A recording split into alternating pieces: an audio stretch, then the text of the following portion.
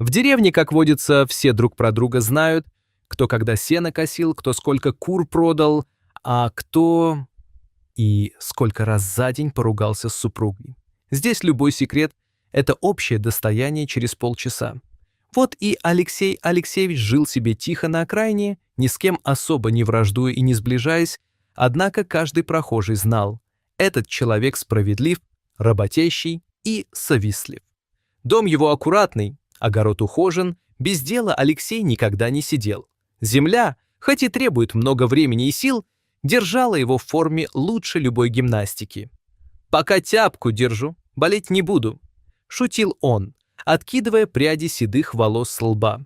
На самом деле, жизнь в небольшой деревеньке — особый мир, полный простых радостей, труда и неспешного течения времени. Каждое утро здесь начиналось одинаково. Роса блестит на капустных листьях, где-то лениво тявкает соседская собака, а по дорожке вдоль забора степенно проходят куры. Все обыденно и привычно.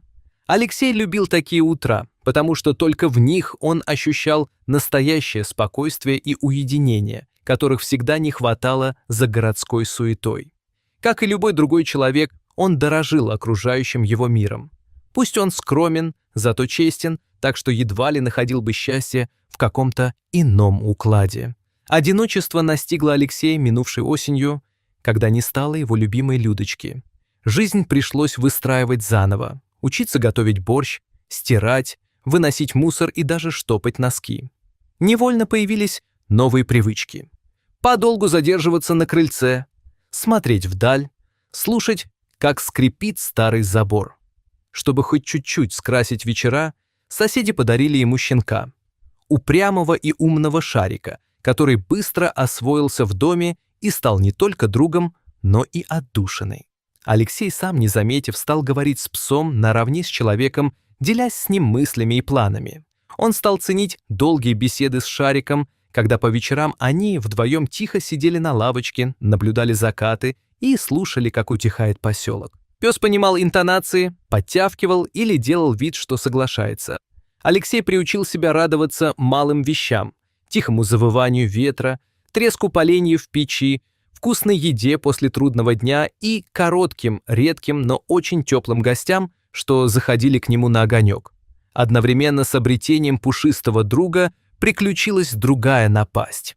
Деревенские женщины разом решили, что Алексею необходима заботливая хозяйка. Бывало, едва выйдет к калитке.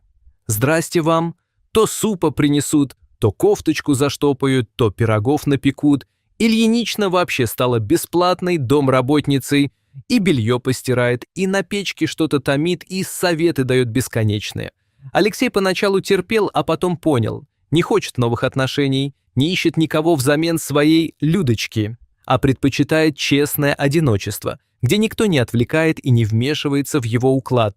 Его всегда за это уважали. Не каждому герою деревенских пересудов удается сохранить свое пространство и не впутаться в чужие авантюры. Многие считали его слегка ворчуном, а кто-то, наоборот, рисовал в образе эдакого романтика. Мол, отказывается от простого счастья ради памяти о жене.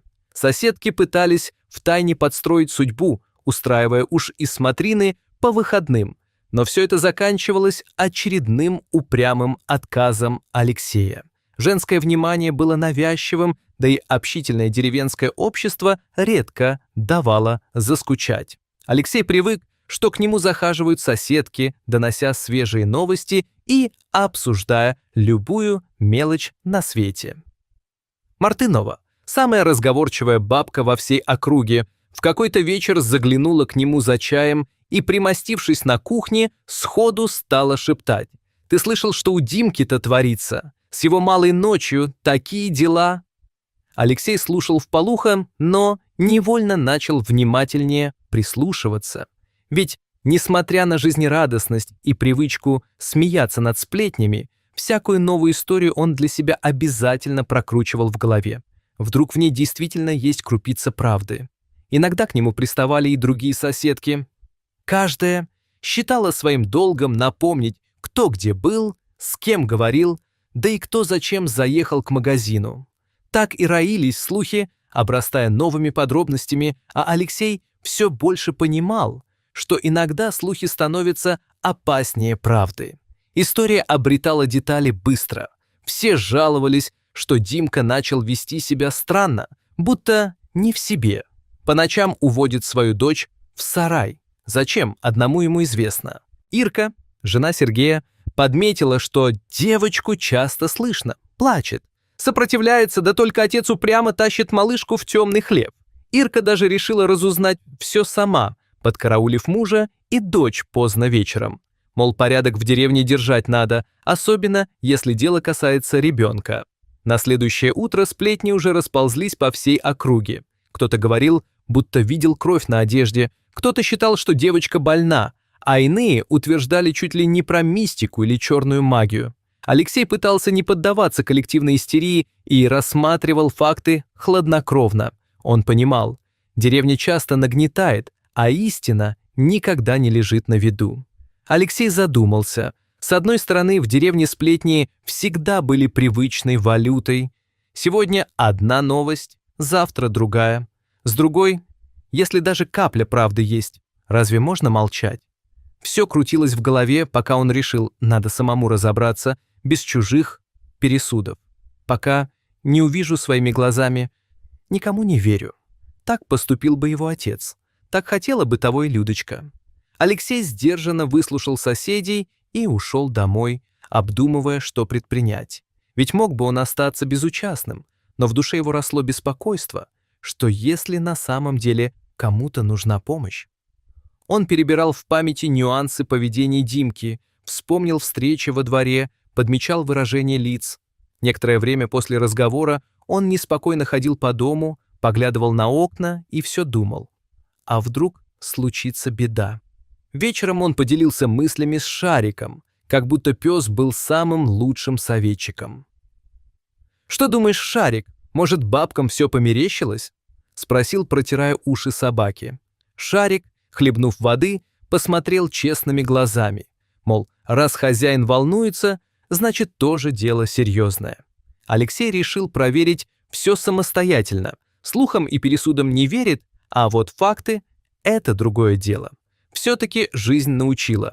Не всегда то, что говорят бабки у колодца, оказывается правдой. Он представил себе разные случаи, как соседи первыми бросались на помощь, а по итогу оказывалось, что кто-то просто уронил ведро. Шарик серьезно выслушал всю исповедь, улегся поближе к ногам хозяина и, кажется, был готов поддержать любое решение. Ведь настоящая дружба между человеком и собакой порой сильнее любых слов. Позже вечером хозяин и пес вместе ужинали. Шарик, как и Алексей, неторопливо ел, поглядывая на хозяина и поглаживая лапой свою любимую кость, а после аккуратно улегся у входа, охраняя двор. Алексей улегся на кровать, поставил сапоги к двери и приготовился прикорнуть. Ночь стояла теплая, ветха, на улице пахло травой. Шарик внимательно следил, чтобы вовремя разбудить своего друга. У пса ведь тоже были свои обязанности. Алексея грели мысли о том, что он не один. Пусть дома нет больше родных голосов, но верный пес создавал ощущение теплоты и защищенности. За окнами то и дело перекликались кузнечики, а на пороге то притухал, то вновь разгорался свет костерка, который отпугивал ночных муравьев. Джентльменам почтенного возраста, живущим на земле, особенно важно поддерживать бытовой распорядок и ощущение домашнего уюта. Ранним утром Шарик, как будильник, легонько гавкнул, и Алексей тут же проснулся. Сонно потянувшись, он быстро собрался. Взял термос с кипятком, приготовил для Шарика подстилку, ведь тоже помощник, пусть хоть отдыхает потом. В голове у Алексея вертелись вопросы. Что же происходит у Димки и почему девочка так странно себя ведет? Решив не тянуть, он направился к дому подозрительной семьи. Идти пришлось вдоль деревенской тропки, по свежей росе. Поля были почти пусты, но одиночество наполнялось особой тревогой. Алексей ехал внутренне, разговаривал сам с собой, вспоминал детство, как дед наставлял его никогда не участвовать в сплетнях и всегда разбираться до конца. Его сердце билось учащенно. Ведь такой поступок требовал немалой отваги и решимости разобраться с правдой, какой бы она ни оказалась. У забора уже столпилась компания. И Мартынова с корзинкой, и Иришка с Сергеем, и еще пара соседей. Все перешептывались, приглядывали к Димкиному двору. «Надо что-то делать», — шептала Иришка. «Не дай бог, взрослый мужик издевается над своей дитятей». Под подозрением всегда готовы раздувать костер.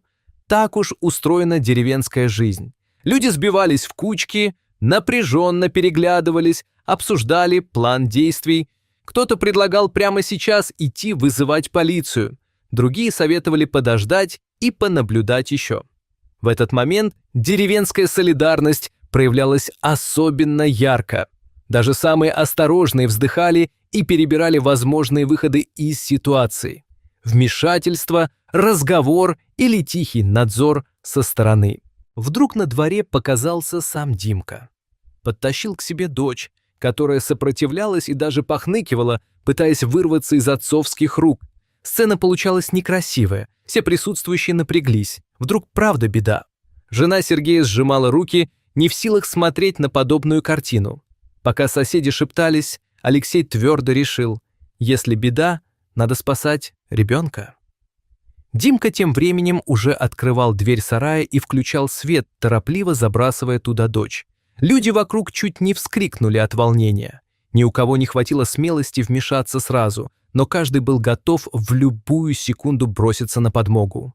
Кто-то уже судорожно искал телефон, а кто-то крепко сжимал ломик или палку. Соседи собрались с духом. Нельзя просто так смотреть. Алексей с Сергеем, прихватив ломик на всякий случай, осторожно подошли к сараю. Изнутри доносилось спокойное покряхтывание и шорох, никак не похожий на борьбу или крики. Осторожно заглянув внутрь, мужчины увидели спящую девочку, укутанную в одеяло прямо на набросанном сене. Димка, удивленный вторжением, даже рассмеялся. «Вы что, с ума сошли? В доме духота невыносимая, а тут прохлада и чистый воздух». Мужчины с облегчением выдохнули. Напряжение спало, а все подозрения рассеялись в одно мгновение, когда малышка тихо перевернулась во сне и заулыбалась сквозь сон. Димка объяснил подробно, что с самого детства ребенок любит спать в прохладе сарая, и никаких бед с ней не случается. Все поняли, что поспешили с выводами. Как обычно бывает в деревнях, предположение родилось, слух разнесся, каждый приукрасил детали, и вот уже трагедия готова. А оказалось, ребенок просто дремлет в сараюшке, чтобы ночью не задыхаться в жаре. Алексей первым извинился перед Димкой. Соседи отступили с чувством неловкости, а Иришка покраснела, пытаясь оправдаться за излишние подозрения. Виновато заговорили, что дни стояли невыносимо душные, и никто не подумал спросить Димку напрямую, как на самом деле обстоят дела. Сельская жизнь еще долго обсуждала эту историю на лавочках, но теперь каждый старался не судить спешно и выносить выводы только после личной проверки. Алексей, возвращаясь домой к Шарику, размышлял о том, как важно самому разбираться в ситуации. Нельзя рубить с плеча, пока всего не узнаешь, подумал он и почесал за ухом довольного пса. Старость принесла в его жизнь одиночество, но и мудрости добавила. Прежде чем судить, стоит посмотреть дважды. В конце концов, добрые дела и здравый смысл нужны не только в городе, но и в самой маленькой, самой говорливой деревушке. На крыльце у своего дома Алексей задержался чуть дольше обычного. Присел на корточки, посмотрел на звезды, вспомнил жизнь с Людочкой и тихо выдохнул. Он знал, справедливость иногда требует терпения, а в мелочах деревенских неурядиц кроются важные уроки для каждого.